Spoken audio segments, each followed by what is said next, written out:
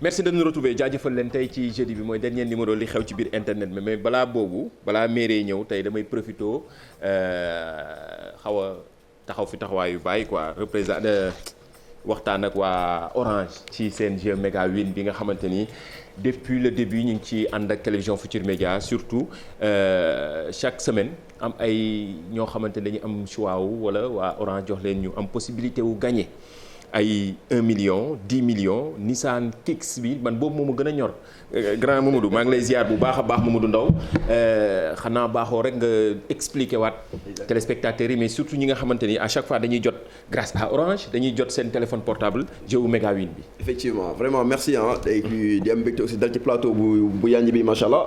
Donc ñu ngi nuyu également. tous les téléspectateurs yi nga xam ne ñooy seen TFM ak itam les clients Orange.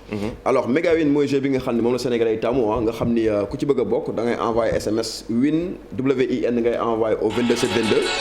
boo ko defee ci saa si ci ngay mën a jox say question di tontu ci questions yi comme question pour un champion. boo dajalee points yu bëri nag nga bokk ci ñi nga xam ne ñooy mën a gagner 100 000 francs par jour. 1 million de francs CFA par semaine. Comme ni ko sama waa ji gagné. 1 million 100 000 francs par jour. 1 million. 1 million par semaine. wala ñaari chèque de 10 millions benn bi ko gagné mi ngi nii benn 10 millions bi. non mu des beneen 10 millions ak aussi benn oto boo xam ni di nga gis léegi ci écran yi oto boo xam ni Nissan Kicks bu bees tàq. boo xam ni 0 kilomètre. loolu laa bëggoon ñu xool man loolu moo ma gën a ñor Nissan Kicks bi balaa maa ñëw ci ñu gagné nga ni 10 millions lañu. waaw 10 millions la laal nii. 10 millions Mariama Diallo waaw. balaa maa ñëw waxtaan ak Mariama Diallo ñu dem xool Nissan Kicks bi. voilà comme ni nga ko waxee man boobu daf ma intéressé loolu ñu bàyyee ñu proposé ko téléspectateurs juste après ñu ñëw.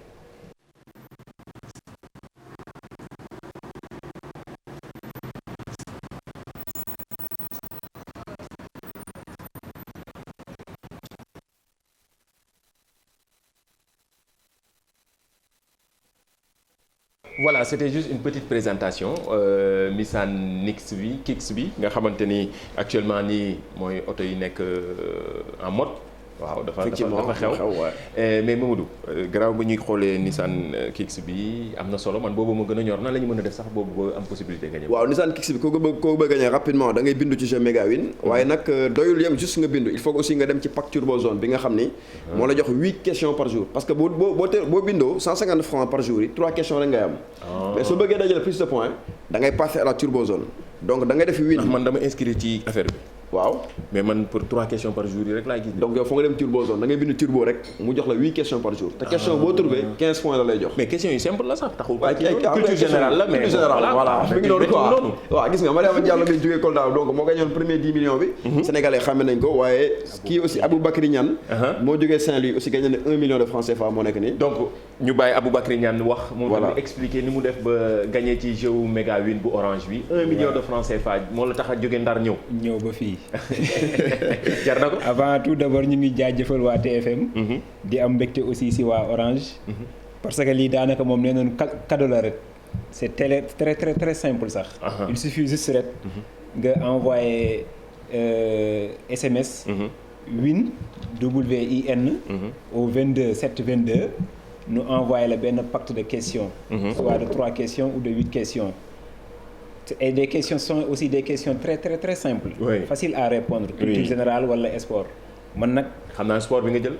culture générale bi laa mën a jël culture générale. man moom daanaka c'était vraiment très simple xam naa dama ciy dugg une semaine rek. ma nekk gagnant de la semaine. une semaine ma nekk gagnant de la semaine. macha allah vraiment c'est très simple moom. donc 1 million nii nga ko nar a gàddoo. waaw gis nga de nii laa koy gàddoo yóbbaale ko Saint-Louis. kooku am nga jabar wala. waaw am naa jabar. kon njaboot nga ko yóbbu. waaw ko yóbbu si njaboot. 50-50 quoi. 50-50 waaw. macha allah donc win au 22 722 rek vraiment boo jël téléphone léegi fi nga toog. da ngay envoyé benn SMS WIN nga envoyé ko au 22 722. ndax Mariama Diallo mi loolu def pour gagner 10 millions yi quoi. mais Mariama Diallo il faut mu wax moom tamit il faut mu wax. mu def ba gagner 10 millions yi macha allah moom waa fan la. waa Kolda. macha allah nuyul waa Kolda. merci beaucoup maa ngi nuyu waa Kolda yëpp. di nuyu waa TFM. di nuyaale waa Sonatel bu baax a baax waa Orange bu baax a baax. vraiment kontaan naa trop ci gagnant bi. jeu bi nag dafa simple juste comme ni ko monsieur Ndaw waxee da ngay envoyé win. WIN au 22 722. daal di lay envoyé say question ngay répondre question yi facile lañ lay envoyé. mais bett na la bi ñu la nee bett na ma trop nag. waaye bett na ma bettoon na la kay nga jékki-jékki xam naa nga ne est-ce que ñi nekk ñu di naxaate sax. loolu laa njëkkoon a wax kay toogoon naa benn 30 minutes bi nga xamante ne ñu ngi doon insister appel te jëluma sax. waaye parce que dama yaakaaroon ne woon ay caaxaan. ay caaxaan la te du caaxaan. donc ay Orange taxawul dara ci ay caaxaan. am ngeen possibilité comme ni ko grand Mamadou Wade waxee am gagné 100 000 francs 1 million 10 millions. Mariama mi jóge Kolda moo ko gagné donc win la au 22 722 mu nekk loo xamante ni gars yi miin nañ ko sax fi mu ne nii méga win bi nga xamante ni actuellement mën nga tapé dièse 111 dièse wala 228 dièse 228 dièse loolu tamit am ngeen possibilité ngeen mën a dugg ci Orange win méga win Orange bi pour mën a am possibilité def nit ñi gagné 1 million 100 000 francs yi ak 10 millions yi ak li nga xamante ne aussi mooy Nissan Mix bi loolu tamit xam naa ne ba ci villa bi tamit am nga possibilité. waaw villa bi waaw y a aussi une villa Calia de 264 mètres carrés boo xam ne kër gi pare na. borom rek lay xaar donc tirage bi incha allah c'est très bientôt donc bonne chance ak suñu ñi nga xam ne gagné nañ. parce que man dama doon wax Nissan bi. waaw Nissan bi moom. mais léegi non bàyyi ma kër gi waaw. mais Nissan bi moom pour information on va faire le tirage incha allah à fin août. donc képp koo xam ne ba nga bokk ci tirage Nissan bi rek bindul léegi. bu ko defee incha allah nga bokk tirage pour mën a gagné oto bu yànji bi te teewlu itam chaque semaine mën nga gagné 1 million de francs CFA. macha allah jaajëfal la bu baax grand Mamadou Ndaw moom xam ngeen ni miin ngeen ko ci mbiru Orange mais surtout saa su ne fii ci télévision Futurs Médias ñëw expliquer jeu wu méga win bu Orange jaajëfal leen juste après jingle bi mairie bay ñëw installé wu ñu ñëw yeggale ak li xew ci biir internet bi.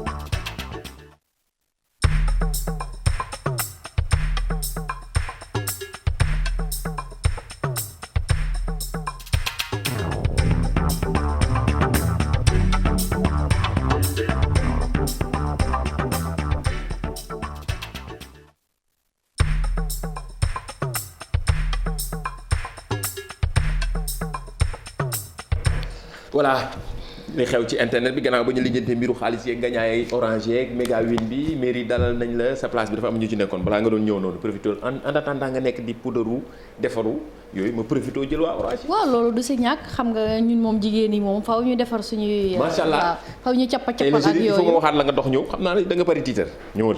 te foog ma dox rek. waaw joxal ñëw nañu dafa rafet. ayca alors. lii moo tudd nan. non bi benn robe bu simple la rek boobu la sama rakk bu jigéen aram boobu waaw. mais dafa bari tiitar. am na ku ma yóbbante ci yow. mais ci kanam dinaa ko lu ma koy wax en direct. mais ci kanam jàmm la wax rek. ci kanam yow baax na ci kanam donc maa ngi lay fay Ndiaye. di nuyu suñu gagnant yi fii jóge woon borom 10 millions bi moom daanaka tey moom takk naa ko xarit bu mu déggee ci télé bi ba léegi takk naa ko xarit. fu mu dugg ma dugg fa. waaw Mariama borom Kolda sama yaay Kolda la jóge ne yow. dégg nga fàtte yooyu waaw di nuyuwaale waaw damay mbokk di nuyuwaale aussi suñu téléspectateurs yi di leen dalal bu baax ci seen émission lu xew ci biir internet bi heure bu baax bi ngeen tiim seen bool wala yor seen taasu ataaya wala café di diigal yéen a xam ñun ñu ngi ak yéen. jaajëf min ngeen hashtag bi sunu net la Midi Plus Facebook live YouTube live Instagram live jaajëfal équipe digitale bi mairie ne sànce na gis naa léegi commentaire ku naan yii aywa jëlal Salihat nee na waaw jigéen day defaru noonu la. dégg nga macha allah yii laa bëgg. macha allah madame Diouf jaajëf waaye bul fàtte mukk ni balaa ngaa jàllale dara ci internet bi sa photo yooyu ba yaa ngi koy xool. seggaat. yónnee monsieur Diouf mu xool. vérifier xoolaat yónnee waat ma ne ma d'abord mën nga posté man photo bu ma posté rek dafa fekk dafa am avalu monsieur Diouf. photo bi. waaw ñu profité waxaale ko rek. moo tax it. buru xalaale noonu rek. loolu de yaa ngi wax ak ñeneen non yaa ngi track yii track yaa ngi def yëfi internet yëfi statut def vidéo di tragaale. yëfi internet la bu fi bàyyi nekkoon ne yëfi internet la dafa xew. non mairie ma laaj la ci lii. ñu dugal di kii nga wax yegg fu lay ci fi ma laajee rek noonu laa tontoo rek waaw ci tali bi la rek. gis nga mi ngi track donc mieux comprendre day tragaale. damay bañ fake news désinformation xam nga dafa am ñu ne avant de cliquer. il faut réfléchir. man nag processus de réflexion boobu laa lay wax dafa am fu mu jaar daal loolu laa doon mi expliquer. ngi nii réfléchissez avant de cliquer. Voilà. léegi bu njëkk ba dañu leen doon wax naan. Avant de parler. Il faut tourner la langue 7 fois. Voilà, réfléchissez avant de parler mais léegi c'est réfléchissez avant de cliquer. billaay nii la jamono toll de parce que wax nga ko sànq désinformation dafa doy waar fi jamono toll moo tax télévision Futurs Médias rappelé rek di leen proposer journal du web bi lépp luy xew ci internet ci réseaux sociaux yi dañuy vérifier ba mu leer daal di koy ñëw partager ak yéen mais jox leen actualité yi internet dafa xew d'ailleurs moo tax boo dajeeg maire yeeg paa yi léegi boo génn au-delà de nouvelle génération bi génération 2000 bi ak 2004 bi waaw léegi nga xam ne moom ñeneen ñoo imposer changement ci réew mi ñoom ñëpp commencé nañ iñ te da ngay dégg soo génnee maire yi da nga leen naan ñu lay suivre ba keroog ñoom Binta. ñu doon kii motiver naan ñoom tamit ñu ngi jàng ci li nga xamante ne moom moo di émission bi. donc tout le temps dañ leen koy wax di leen ko rappeler la répétition est pédagogique avant ngeen di poster dara vérifier la source comme ni ngeen ko gisee nii regarder la date aller au-delà du titre bu leen gis titre rek. yem foofu. waaw surtout jamono ji voilà ay manipulation ay affaires des yu ne titres day xew racoleurs loolu yëpp day am dafa tiital sax du rek Sénégal dafa tiital yeneen dëkk non àdduna bi yëpp. moo tax dañuy jaajëf bu baax waa Cyber 221 gis naa waa UNESCO aussi di leen partager ci yenn yëf yi ñoom tamit dañuy ay ndaw lañu ñu nekk Sénégal mais toujours di xeex mbirum désinformation fake news yi mais surtout gën a former yeneen ndaw ñoo xamante ne am nañ possibilité grâce à internet ñu am liggéey au-delà de liggéey bi ñu ciy am mais tamit ñu gën a miinanteeg xarala yu yees yi waaw parce que léegi comme tout le monde est journaliste ku nekk sa téléphone nga yor loolu dafay baax ñu koy rappeler tout le temps. baax na ci élection yi xanaa gis nga journaliste WhatsApp yi. waaw gis naa ko yow ku tamit. ne di joxe résultat fu ne. waaw noonu la sans PV sans dara. mi ngi noonu. mais fi jamono toll ku nekk tout le monde donne des résultats doo te xam. avec dañ koy def nag ak confirmation mel ni ñoom la ñu. parlant des élections démb conférence de presse Yewwi yii am na ku jël buzz bi de. yum. mais yum damay bàyyi téléspectateurs yi ñu seetaan ko ci suba bi léegi. dama kaa mujj faa sax man. acca. Vous savez, quand on est nul et incompétent, c'est pas pour un seul jour, c'est pour toujours. Vous savez, quand on est... Cheikh Ahmed Tidiane Youm bu pur mais démb gars yi tuddee ko ne neexi français. neexi français moom Kii naa instant xanaa bi am na ku ne. c'est la nouvelle coqueluche des réseaux sociaux. oui am na ku ne xanaa kii ndar la dëkk pourquoi ñu jël ndar rek yóbbu kii xanaa neexi mais français parce que ñoom seen français dafay neex. xam nga yenn saa yi su may làkk français dañ may naan ndax ndar laa. ndax ndar nga jël ok macha allah yow tamit c'est vrai sa français dafa neex nii la mairie bëgg nga naan ko. aywa bu tappam Samba di am lu muy wax non kii moom franchement depuis démb Twitter ñu ngi wax ci Facebook Cheikh Ahmed Tidiane Youm mii nga xam ne neexi français lañ ko tuddee léegi. ci mais réseaux nag sociaux yi. au-delà de neex français bi. li mu wax c'est une vérité. d'ailleurs sax am na ñoo xamante ne si internet bi si Twitter bi ñu ngi naan est-ce que sax nit ñi duñ ko transformer mu nekk même affaire bi. Par exemple tegaat ko. tegaat ko. Vous savez, quand on est nul et incompétent, c'est pas pour un seul jour, c'est pour toujours. Vous savez, quand on est nul et... voilà ci réseaux sociaux yi démb ak tey gannaaw conférence yi Yewwi loolu wane ne internet il faut ñu suivre ci yëf yi mais ñu ngi ci yeneen détails donc dara du rëcc xale yeeg li xew ci internet bi dara du leen rëcc lu gaaw dagg nañ ko commencé ko partager statut naan ko neexi nul français et incompétent. loolu la wax on le reste pour. toute la vie. jeex na. lii la wax de mais. vidéo bi def na buzz diggante démb ak tey. mais gannaaw soo parlant justement de élection yu sérieuses yi gis naa président Macron féliciter Sénégal grâce à un tweet boo xam ne posté na ko sànq. ci réseaux sociaux yi déjà ñu ngi koy commencer partager président Macky Sall bu ko féliciter na Sénégal gi yëpp bien sûr. waaw bien sûr xam nga moom nag dafa taal à chaque fois qu'il y a des élections wala xew-xew dafay daal di tweeter donc mu nekkoon ay élections yoo xamante ne xëy na observateurs yu bëri dañu yaakaaroon ne dina am violence. mais yàlla def na ci sutura ba instant bi nii kenn dégguñu fenn ñuy ñaan nag mu continuer noonu. donc ci kaw loolu moom tamit ci la daal di def benn tweet di remercier di féliciter plutôt ki nga xamante ne moom moo di le président Macky Sall ak aussi le peuple sénégalais pour la tenue de ces élections législatives nga xamante ne nii. ci jàmm lañ ko am ne.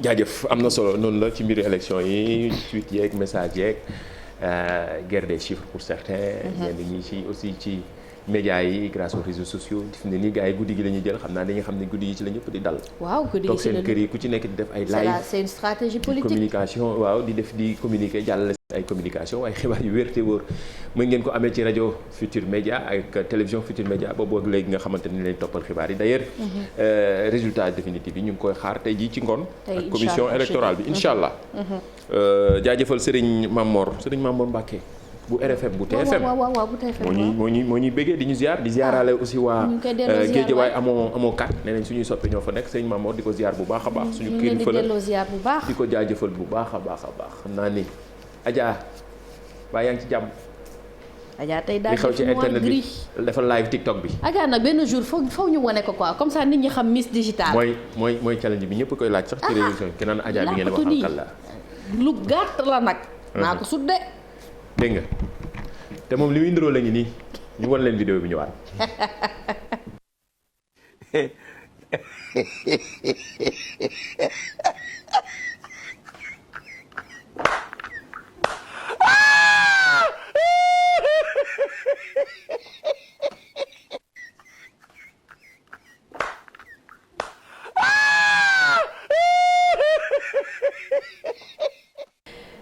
ku foqale la koo xamante ni gis nga ko sax ndox mi taw ko sax nuuru noonu seet yow bu la ma si Diouf woowee rek bu yóbboo nga wuyu man lii dama ci tontu.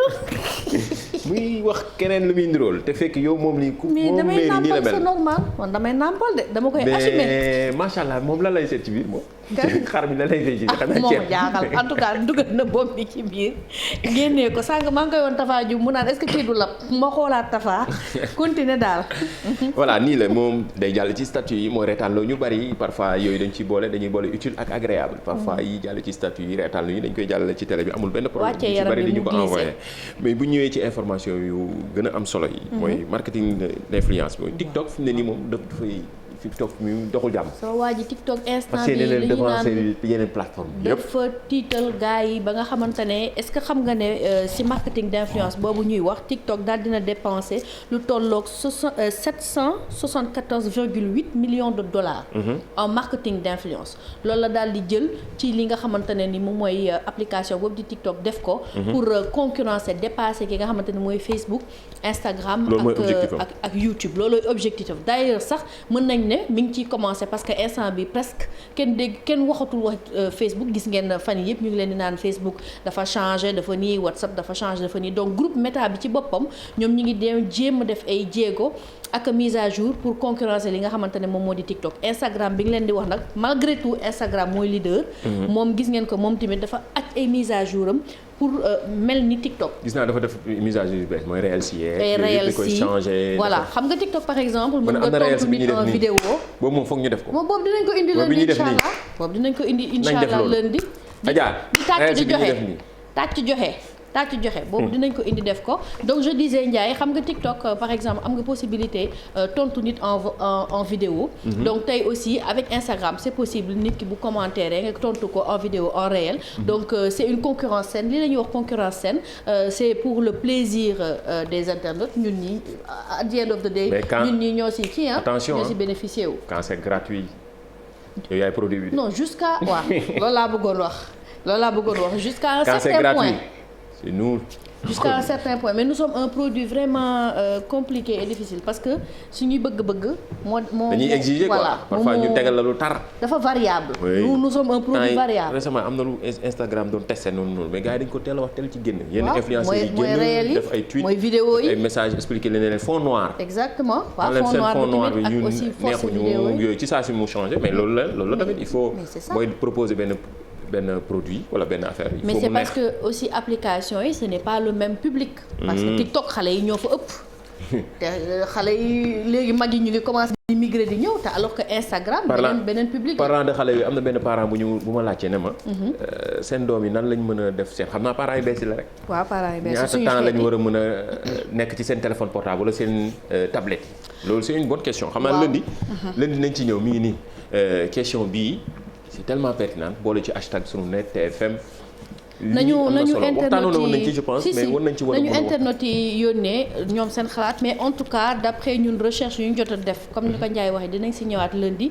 nee nañu un enfant de moins de 3 ans. warul am benn écran wala seulement quelques minutes ay 5-10 minutes. fii de da ngay jox libéré xale bi gaaw pour nga nekk si jàmm pour nekk si jàmm nee nañ nag bu dee jël exemple boo wàccee nooy def non man su ma waxee dañu naan policier la man du ma wax yow man je suis contre les écrans Ndiaye bàyyi ma rek ma eggali danañ bu dee enfant day wàcc jox téléphone yi doom yi 3 et 5 ans dem tëdd fële photo wu ñaari photo wu dugal ci réseaux sociaux yi enfant entre 3 et 5 ans 30 minutes par jour au maximum entre 3 et 5 ans 30 minutes par jour au maximum voilà léegi bu dee 6 et 9 ans 1 heure par jour au maximum. bàyyi leen seen doom yi ngeen jox téléphone. voilà à partir de 10 ans nag nee nañ mën na toog un peu plus longtemps devant les écrans mais daal lii daal la ñu jox comme temps d'écran pour les enfants. mais lu jaaxal dëkk yu bari la surtout les dëkk yi ñu wax ne dañu développé États-Unis ay France ak yii nii. da leen teel a commencé jaaxal. ba ñu ngi ci ay borom xam-xam ñu ngi ci nekk di réfléchir di xool nan la ñuy wutee solution. ci ma ne ñi créé réseaux sociaux yi ñoom seen doom du ñu nekk ci écran yi. waaw kon seetaan nga film ba ca Netflix ba. mi ngi noonu. dinañ ci yow expliquer ñu lii tamit ci WhatsApp bi balaa ñoo jeexal. balaa ñoo dem ci jili CSB. non du ci WhatsApp bi lii ci téléphone la pour ñi nga xamante ne nii mooy iPhone borom boos yi. waaw léegi boo leen bëggee xam nga yenn saa yi day am soo jëlee iPhone nii da ngay gis ñaari kii yi nii yenn saa yi da ngay bës nii. pour mën a def capture d'écran donc ñu indi leen benn astuce bu simple boo xamante ne nii c'est très simple ci gannaaw nii ngeen koy configurer. def taper 2 fois nii wala 3 fois. pour mu def pour mu couper son wala li nga xamante ne nii moom mooy capture d'écran. man nii laay capturer. waaw yow boos nga démb yaa ngi doon wax gis ngeen suñu boos. mooy Adja bi ma àll. moom la ma équipe digitale bi di jox su may def émission. léegi pour expliquer li nga xamante ne ni moom mooy astuce bi donc c'est très simple da ngeen di dem ci seen réglage après ngeen dem accessibilité boo leen ñëwee ba accessibilité ngeen cliquer foofu dem ba ci suuf toucher le dos de l'appareil maanaam laal ci gannaaw nga daal di nag di nga am ñaar toucher 2 fois pour nga def capture d'écran wala faire sonner wala yaa xam. toucher 3 fois pour couper son wala leneen en tout cas il y a une liste de propositions boo xamante ne ni moom la leen defar donc astuce bi ñu jégleen ko ñi nga xamante ne moom mooy suñu yaay ak suñu papa yi ñi yor iPhone ñoom tamit ñu daal di doser seen doom yi rek. mais li ñu doon wax ni créé na débat nag bu rëy ci live Facebook bi. ci xale yeeg téléphone portable yi. waaw donc ñoom xam naa nañ leen parents yi tamit nañ leen indil. beneen astuce boo xamante ne mën nañuy régler seen téléphone yi. ba 30 minutes bu jeexee mu ne kamaj fay. xale ba dem tëddi wala mu dem. loolu la ma def tablette Tijani. loolu baax na loolu tamit ñu leen ko jox parce que dafa am léegi benn internet bu wax loolu nañ koy régler. 30 minutes yi mu koy ci parce que voilà situation bi compliqué na de. waaw star yi aussi ñu ngi laajte ñoom tamit il faut ñu defal leen. ñan ñi yëpp star yi aywa. image démb bi ñu ngi ci loolu. photo démb bi star yeeg. iPhone boss Obri yeeg. Samsung boss yeeg loolu am na solo jaajëfal bu baax Jili CSB sponsor officiel wu émission bi lu xew ci biir internet bi. Jili borom téléphone yu baax yi comme ni ko internet yi di waxee. waaw gis naa internet yi naan Jili borom Samsung yu baax yi. ma nga nekk rond point cité Kër Góor gi. am na boutique Parcelles Assainies am na boutique fële ca Colobane ak yeneen i boutique yoo xamante ni ñi ngi ci réew mi Jili ma nga nekk rond point cité Kër Góor gi mi ngi adresse bi nga xamante ne lépp loo leen soxla comme matériel électroménager comme téléphone portable yi yu bees yi Samsung yu nouvelle génération high tech yi. mu ngeen ko amee foofu. moom tamit moo tax parfois question yi ñu fiy posé. dañuy choisir yenn wala ñaar ci internet yi ne leen ñu dem ci Jili CSB jëli seen téléphone portable. ay téléphone portable leen may Samsung yu am solo. image du jour wala image cachée. waaw image cachée ci ëpp nag keroog bàyyi woon nañ ci benn image cachée. réponse bi ñu bari nag ñii ñu bari nañ ko trouvé Balla Gaye bii dafa yomb trop. ñu bari nañ ko trouvé. mais c'est que nag photo bi xam naa waa Géejawaay yi la fi mu ne nii. waa Géejawaay yi la instant ñoom ñëpp dañu takku jëloon open press bi di waajal la set. dafa mën neexal làmb nag. dañ ko wax gone gi Géejawaay. from Géejawaay. yow tamit. mais bul fàtte mukk from Medina. jëlal. fàtte mukk from Medina mais doy na. yóbbu ñu from Medina aussi yow tamit lii mooy lan bàyyi wan ñu Medina. kii bi jàll Dakar dafa yaatu am na Guédiawaye am na Medina. far yaa ngi feeñ kii de affaire yaa ngi feeñ de ku nekk fu mu far mi ngi feeñ de. léegi lii moo nekkoon bonne réponse bi image cachée bi. waaw mooy Balla Gaye la woon mais ñi ko trouvé dafa bari dafa yomb. waaw fi mayee benn téléphone waaye indi jafe yi. wanaan ñu image cachée bu bees bi kan la ki ñu nëbb nii kan la waaw. xam nañ trouvé nañu waaw kay. daa far. kii dafa far xam nañu waa Guédiawaye la faral. wax leen ñu kan moo nekk ci ginnaaw image bi hashtag bi sunu net la Midi Plus Facebook live YouTube live Instagram live am ngeen possibilité même bu émission bi jeexee ngeen continuer commentaire joxe seen ay réponses dafa yomb. yomb trop sax. waaw waaye yàlla baax na. voilà bii de tamit doo ci maye. bii tamit doo ci maye. dinaa ci maye. doo ci maye sax bu baax fii laay taxaw xeex ak yow ñu ne ñu ngay xeex ci plateau ba. loolu boobu après dañ la dagg dugal la TikTok de. benn problème. ca tàggatool. kon nag di leen jox dig daje lundi incha allah jour tamxarit boobaa nag ñu ñëw ak cere yi boobu beneen affaire la. non filmer sa bopp rek nooy bombee cere après nga ñëw expliquer ñu ko. non jarul filmer bàyyi rek lundi bi si boobaa ñu daal di. def ko réel rek génne vidéo internet la on yooyu cache rien oui partager. jox leen dig daje lundi incha allah en attendant passez un excellent week-end daal di ko ñun moom commencé. mais jaajëf di remercier aussi madame Sow si robe bi sama rakk ji Aram. macha allah waaw merci. macha allah jaajëfal bu baax téléspectateurs yi internet bi jaajëfal bu baax aussi Bamba broderie. waaw borom moo jaar nii waaw mu ñu kase nii. xaar ma def joxe numéro téléphone Pape Sam ma joxe numéro téléphone Bamba. numéro téléphone 77 108 01 18 77. 108 01 18. macha allah jox leen dig daje ba lundi incha allah ci beneen numéro li xew ci biir internet les commentaires réponses yeeg ci question li xew ci image cachée bi. am ngeen possibilité chaîne YouTube bu télévision Futur Média ñu continuer fa commentaire en attendant lundi incha allah ci beneen numéro li xew ci biir internet.